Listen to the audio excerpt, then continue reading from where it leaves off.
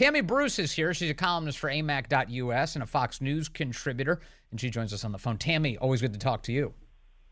Well, great, and it sounds like you've got a great lineup, so it's my pleasure. It's thank you for that, and it's amazing to hear from the White House the last 24 hours how panicked they are about all of this actual video footage of Biden's diminished capacity in public. They're telling us, Tammy, not to believe our own eyes. Yeah, I think that it matters in some very serious situations and for a very serious reason. First of all, it shows you exactly the state of the people who are running the entire country. Their first go-to answer is to lie. It's to lie about the situation and then use an important issue. Deep fake videos, the ones that you can't tell if it's real or not, that's a very important thing, and it can impact people. And so by using it, by lying about what's a deep fake, they injure the notion of this idea and whether or not people will take them seriously or anyone seriously in the future. Yes. When that is claimed. So they're willing to burn the village down in order to save it, aren't they? Well, this is it's huge, and it also is it's such an insult to everybody who listens to that. And it's so thoroughly typical of these people. I mean, think about the Hunter Biden laptop saga. The Hunter Biden laptop has been validated in every possible way. And it contains all sorts of damaging information about the way the Biden family enriched themselves at the expense of the American people. And we were told by Biden world that it was Russian disinformation, that it was a hoax, and that we were all falling for it. Now they're doing it again. Now they're saying that actual video, including official government video of Joe Biden, it's what they call now a cheap fake. You're being tricked by the video footage. Yeah, tricked, like literally, don't believe your own eyes. They're not saying it didn't happen. They're saying just don't believe whatever you see. If you're in a position of power and you're running the best nation in the world, and you have to tell your citizens to not believe what they see, you would think that any normal person would step back and say, I need to do something else for a living, or I need to get my act together because this is horrible. And for Karine Jean-Pierre to even be willing to repeat that, it is the people whose reputations are being thrown under the bus, like that woman, who obviously should never have been picked in the first place, but she should have the gumption to say, I can't do that. I'm not going to say that to people. But, she'll be rewarded at the end of all of this. She'll have her own show somewhere, and she'll get a $5 million book deal. And so she's willing to do it. That's who we're dealing with.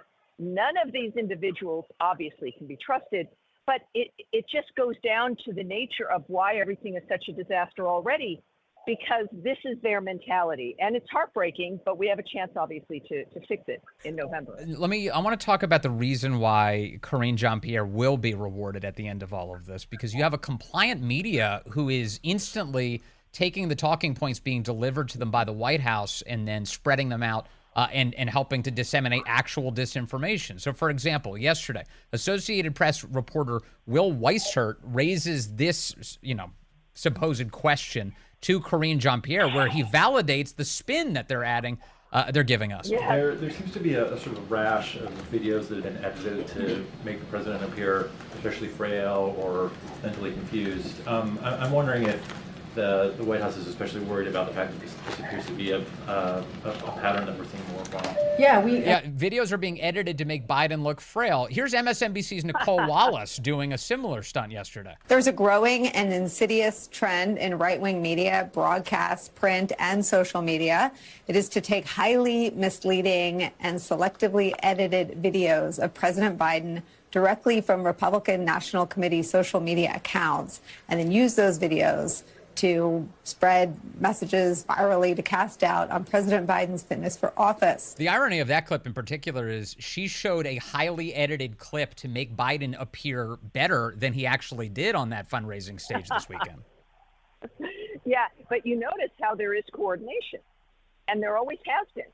So the people that didn't get the direct phone call from Karine just need to listen to the daily briefing.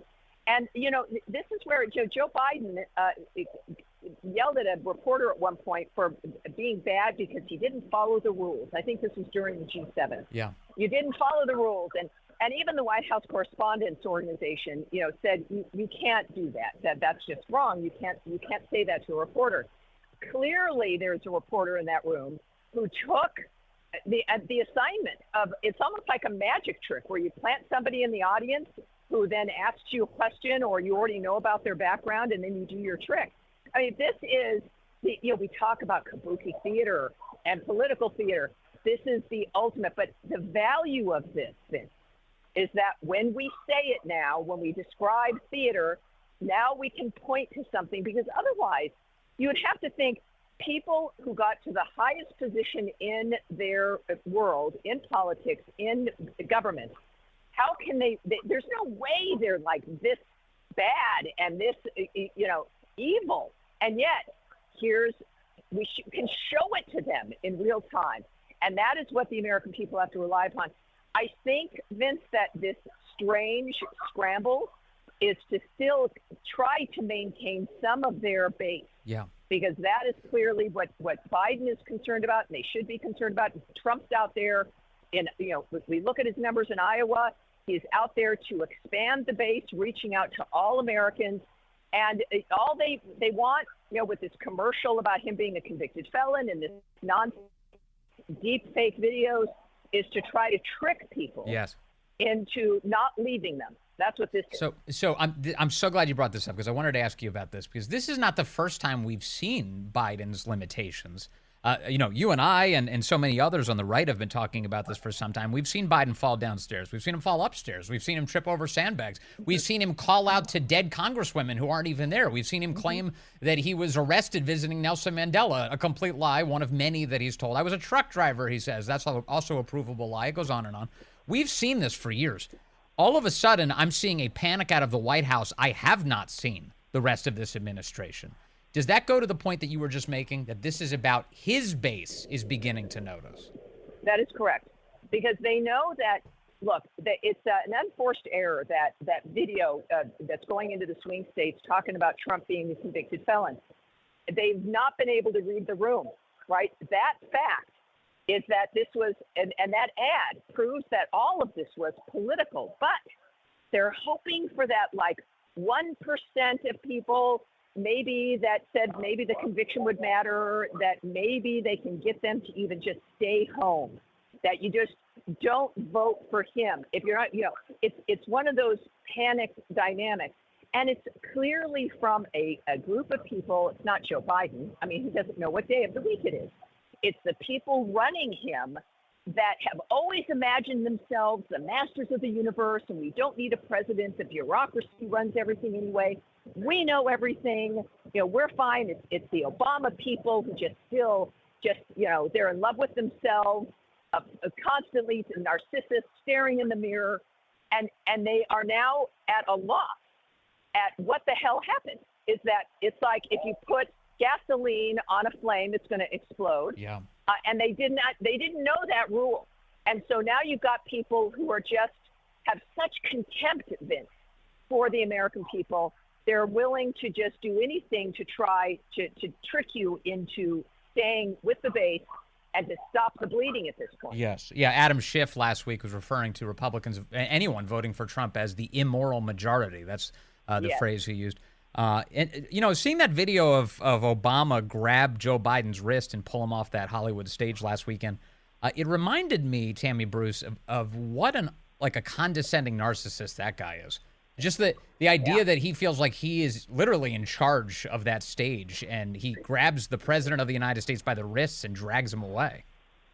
Well, let me suggest that, and when I saw this, I thought exactly that this was happening, that Obama wanted to actually give that impression that he is in charge. He's in charge of that stage. He's in charge of the government, and that nobody needs to worry when Joe Biden goes off into la-la land. That was, I think, the message, when you've got Obama literally taking charge, and as he's walking him off, he puts his hand on his back, around his back, into literally a leading position.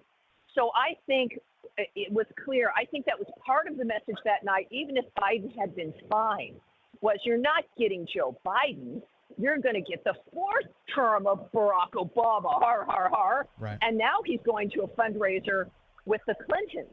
Now, this is about the base. They're scrambling. I mean, come on. No, I don't know if the people he needs to vote for him even remember the Clintons. I was on with Doug Schoen earlier today on Fox, and he sort of agreed. I mean, this is about what you need to be doing is not this stuff. You need to be talking about the issues that Americans care about, but they can't because they set everything on fire. Yeah, and the reality here is, that the Biden administration contained so many Obama holdovers, literally just staffed up with Obama people, so much so that I remember, I think it was Lester Holt even asking Biden about that as he was coming into the presidency, like, hey, aren't you just the third term for Obama?